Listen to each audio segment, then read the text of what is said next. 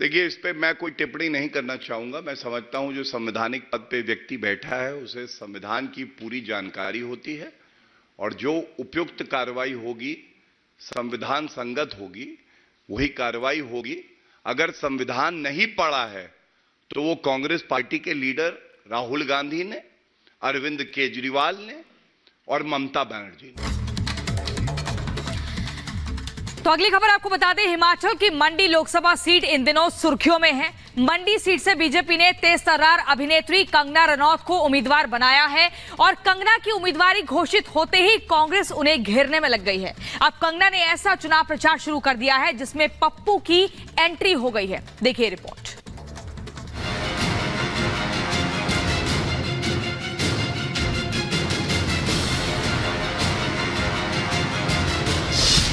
कंगना का चुनावी प्रचार, देश भर के पप्पुओं पर प्रहार, मंडी से मुंबई तक का हिसाब, मंच से सबकी कर दी पोल खोल। फिल्म अभिनेत्री और मंडी लोकसभा सीट से बीजेपी की उम्मीदवार कंगना रनौत अपना चुनाव प्रचार धुआंधार अंदाज में कर रही हैं। जब से उनका नाम मंडी सीट के लिए बीजेपी ने फाइनल किया, कंगना ने मुंबई छोड़ हिमाचल में ही डेरा डाल दिया। कंगना का प्रचार देखकर कहीं से ऐसा नहीं लगता कि कंगना पहली बार राजनीति में उतरी हो। एक मंझे और पके हुए नेता की तरह न केवल जनता के नब्ज पकड़ने की कोशिश कर रही हैं, बल्कि सियासी विरोधियों को भी बेहद तीखे अंदाज में जवाब दे रही हैं।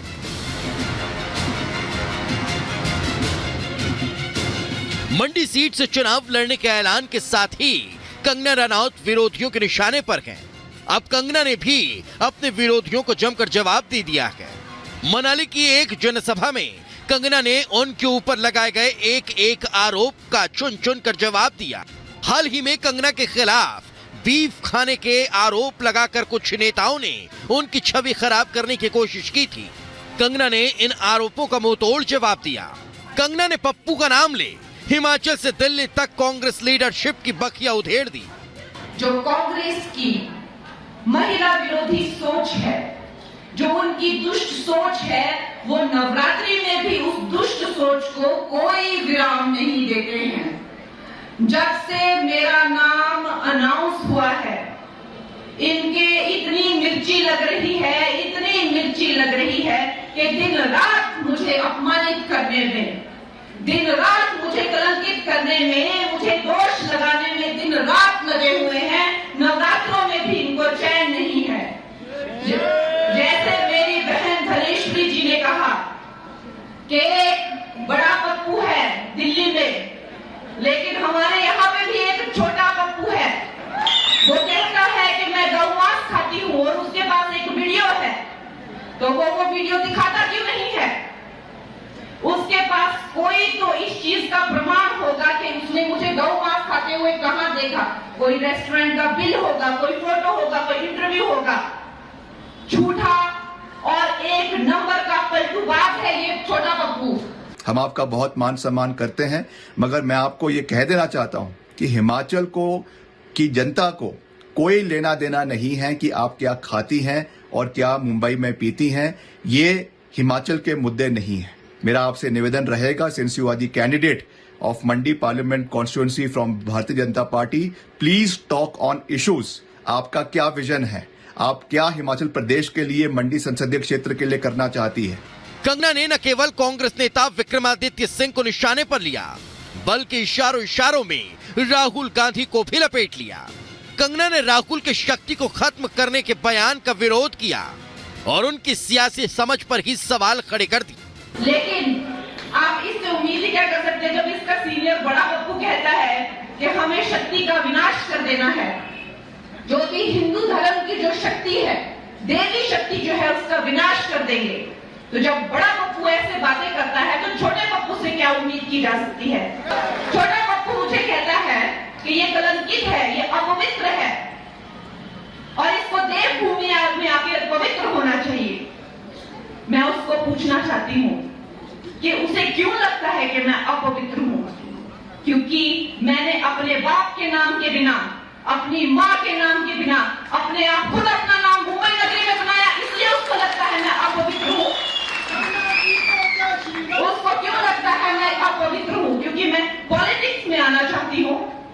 हमारी बड़ी बहन जिनका हम बहुत मान सम्मान करते हैं, कंगना रनौत जी, और एक कार्यक्रम में जिस तरीके की भाषा शैली का प्रयोग उन्होंने किया है, शब्दावली का प्रयोग उन्होंने किया है, खास करके हमारे लिए, कांग्रेस पार्टी के लिए, हिमाचल प्रदेश के लिए, उसके लिए मैं उनको कोटि कोटि उनका नमन करता हूं। आज तक इस तरीके की भाषा शैली का प्रयोग हिमाचल जैसी पवित्र देवभूमि में नहीं हुआ।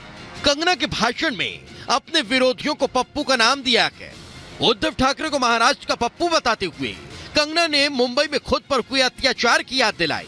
कंगना ने अपने घर तोड़े जाने की बात करते हुए लोगों के सामने इमोशनल कार्ड भी खेल दिया। कंगना ने कहा कि हिमाचल की बेटी न झुकी है न झुकेगी। एक और पप्पू मेरी जिंदगी में आए,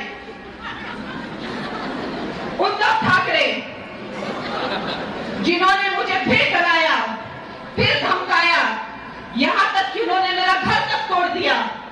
लेकिन आज वो भी ये तमाशा देख रहे हैं कि उनके जैसे उनकी जाति के कितने बिगड़े हुए बिगड़ैल मुझे डराने की कोशिश कर रहे हैं, लेकिन फिर भी मैं इस मंच पे हूं और फिर भी मेरे पास पूरा जनता का साथ है। और ये बिना मतलब की बातें, खाना पीना क्या है, इसके बारे में फोकस ना रखें। ये हिमाचल प्रदेश की भविष्य के लिए अच्छा रहेगा। आपको हमारी बहुत बहुत शुभकामनाएं। आप मंच पर इसी तरीके से जो है शब्दावली का प्रयोग करते रहें।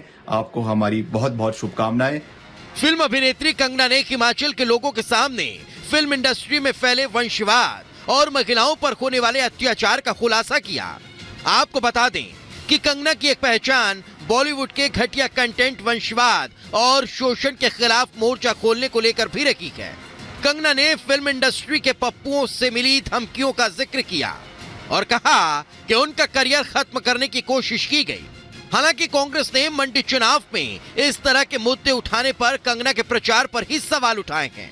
कांग्रेस नेता उनसे पूछ रहे हैं आखिर मंडी के विकास के लिए उनका ब्लूप्रिंट क्या है। ऐसे राजा बेटा मुझे बहुत मिले हैं, यही नहीं मिले, हर जगह मिले हैं। फिल्म इंडस्ट्री में भी इन राजा बेटाओं को मुझसे बड़ी प्रॉब्लम थी। वहां पे महिलाओं का शोषण करने का प्रचलन था, लड़कियों को इस्तेमाल किया जाता था, चुप करा के भगा दिया जाता था। इसके खिलाफ जब मैंने आवाज उठाई तो यही वंशवादी, यही परिवारवादी कुछ पप्पू जो शराब और ड्रग्स के नशे में धुत रहते हैं, इन्होंने मुझे डराया, मुझे धमकाया, यहां तक कि मुझे नोटिस भेजा और मुझे जेल में डालने की कोशिश की। लेकिन मेरा कुछ नहीं बिगाड़ सके। इन्होंने मुझे खत्म नहीं किया, मैंने अपनी फिल्मों से हीरो ही खत्म कर दिए। मैं ये कहना चाहता हूं कि वो जिस मनाली के मंच पर थी, अगर उन्होंने इस शब्दावली के बजाय अगर मनाली के मुद्दों की बात करी होती, आपको याद है कि कुछ ही दिनों पहले, कुछ ही महीनों पहले सदी की सबसे बड़ी आपदा मनाली में आई, हिमाचल में आई, मंडी में आई, और आप कहती हैं कि मेरा घर मनाली के अंदर है, मैं मनाली वासी हूं। मगर क्या आप आपदा के समय में एक दिन भी मनाली में गई? मनाली में कांग्रेस और बीजेपी में सीधा चुनावी मुकाबला होना है। कंगना ने दावा किया कि उनकी छवि खराब करने की जितनी भी कोशिश की जाए, जनता का प्यार उन्हें मिलता रहेगा। जबकि कांग्रेस ने उनके चुनावी कैंपेन पर ही सवाल खड़े कर दिए। कांग्रेस का आरोप है कि कंगना इधर उधर की बात कर चुनावी मुद्दों को डिरेल करने की कोशिश कर रही हैं। आज मैं ये सब पप्पुओं को जो भी है, जो मुझे धमका रहे हैं, मैं चुनौती देती हूं कि ये तुम्हारे बाप दादाओं की रियासत नहीं है जो तुम मुझे डरा के धमका के यहां से बाहर भेज दोगे। ये नरेंद्र मोदी का नया भारत है। यहाँ एक छोटा सा गरीब माँ का बच्चा जो चाय बेचता था रेलवे स्टेशन पर, आज वो इस धरती का, इस देश का सर्वोच्च नायक है। ये बिना मतलब की बातें जिनका प्रदेश के लोगों के साथ कोई सरोकार नहीं है।